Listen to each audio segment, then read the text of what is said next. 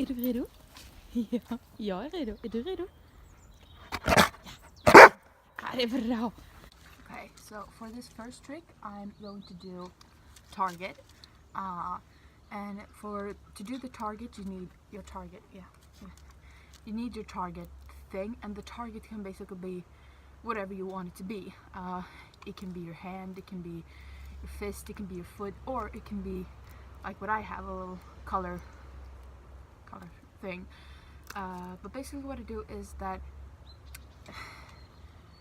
you'll see. Target.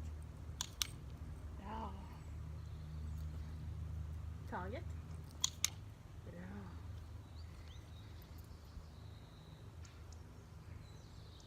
Target.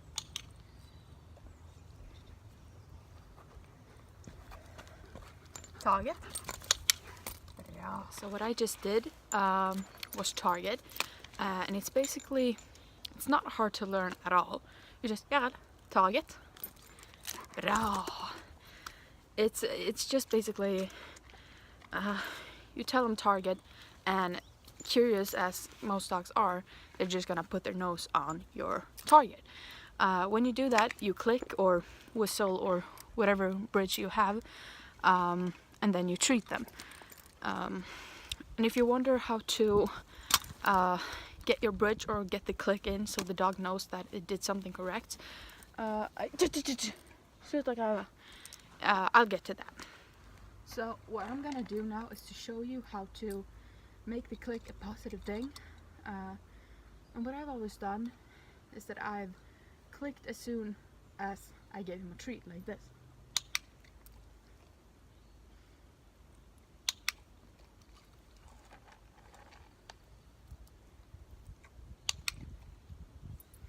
So while doing that, you actually tell your dog that treat equals click, or click equals treat.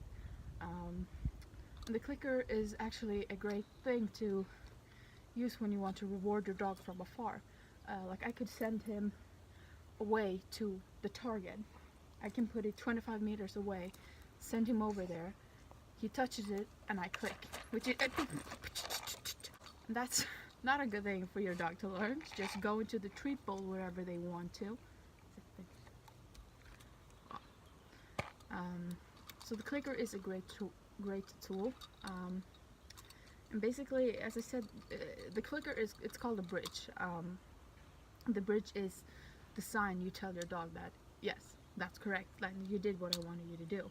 And the bridge can be anything. It can be a whistle, it can be a clicker, it can be the word good, or anything like that. So yeah, it's basically, use whatever you want to use. I prefer the clicker when I want to teach him something. It's basically what you prefer. I use the clicker because he responds to it, and it's great. Yeah.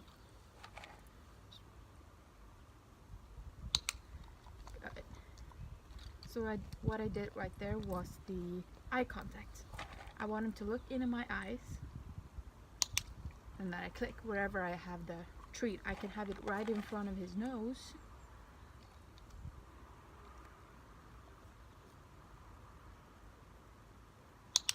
But he's not allowed to take it unless he looks in my eyes, and I click, and that tells him that, yes, you did what I wanted you to do. And eventually,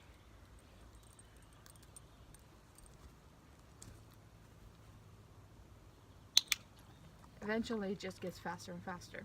So that's something you can do also if you want to start using a clicker or some sort of bridge, or if it's a whistle, or whatever you want to use. Okay, so So one of you also asked if he is crate trained, and if he deals with any separation anxiety. And no, I can't really say that he's crate trained.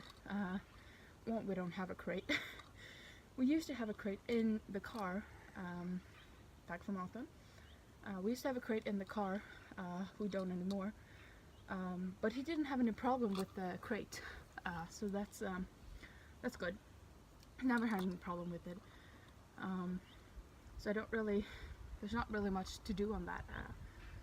And separation anxiety, he's never dealt with, what I know of. He's never really been, as he's always been very confident, he's never really,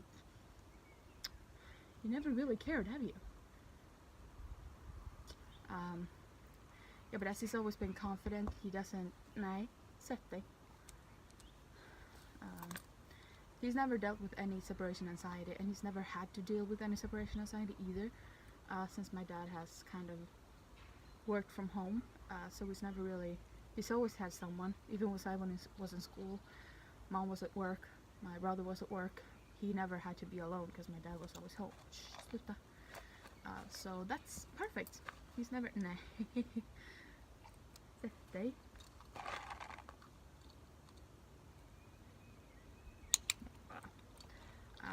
So that's, I hope that answered your question. He's not crate trained. I have never had big crate trained, but he doesn't have any problem with any crate. We just tell him to go in and he goes in. Du täcker hela mig va? Fuckar du snart? So it's never been a problem. One of you also wanted to see him balancing treats. See? Wow. And he actually can balance treats. He's not good at waiting until I tell him he's allowed to get it.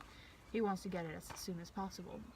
Basically, what I do for him to balance treats, this is not something I use the clicker for, because the clicker gets him excited, and excitement isn't really good with balancing treats. You need no movement and for your dog to be calm, basically. So what I usually do is that I just pick it up. I usually hold his head up because he normally takes his nose down.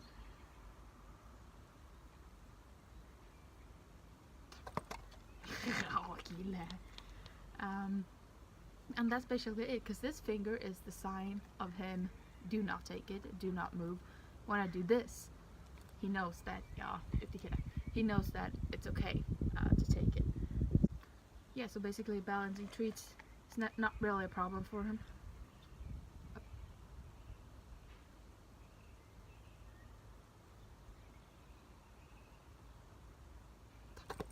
Oh. So that's basically what I do. And it's easy for him because he knows he's not supposed to move. Sometimes, he doesn't listen. He's just like every other dog. They have a mind of their own, right? And yeah, you can see he has a big wound here. It's nothing dangerous. It's nothing life-threatening or anything like that. It's just he's scratching himself so much, and he's going to the vet for it. So don't worry. But he's healthy otherwise. Eller hur? Du är hälsosam? Puss. Bra. Ja, puss. Bra. And I actually have, I don't know if any of you have muscle problem with your dog. I don't, because I've been training him to accept the muscle and actually kind of like the muscle. He can't really wait to get into it, as you can see, but he's not allowed until I give him a command. And that's the same with the target. I don't have it here. He's not allowed to go touch the target unless I've told him that it's okay. Duktig pojke. So that's it. Basically what I do with the muscle, he doesn't like to sit still, he just wants to train.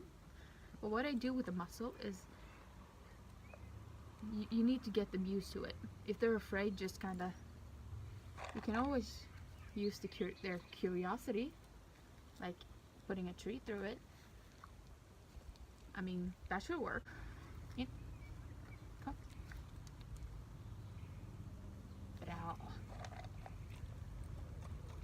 Yeah, you may notice that I don't use the clicker for this, and some stuff I don't use the clicker for because I basically find it in the way, and I can't really have the clicker and have the muscle and everything like that.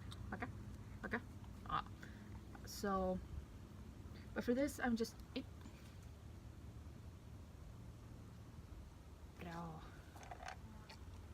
and also I don't let him back out from the muscle. I'm always the one to take it off. When I take it off, of course he's allowed to back away, but he's not allowed to back away if I haven't pulled it away. Backa. Bra. In.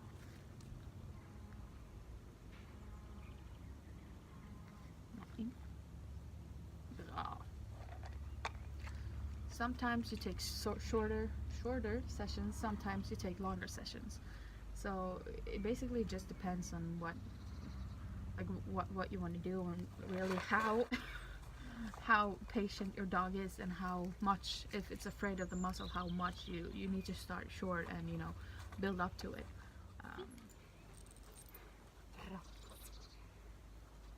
Okay.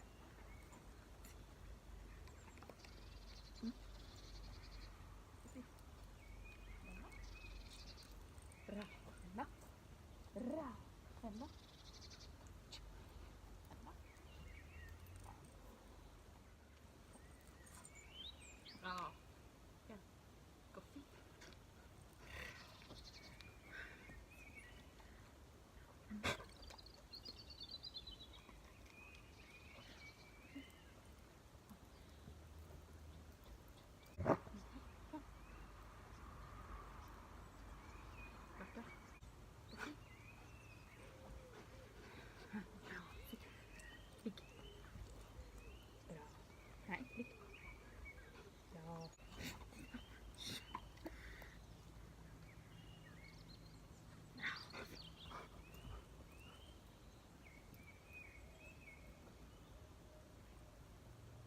Bra killen! Duktig!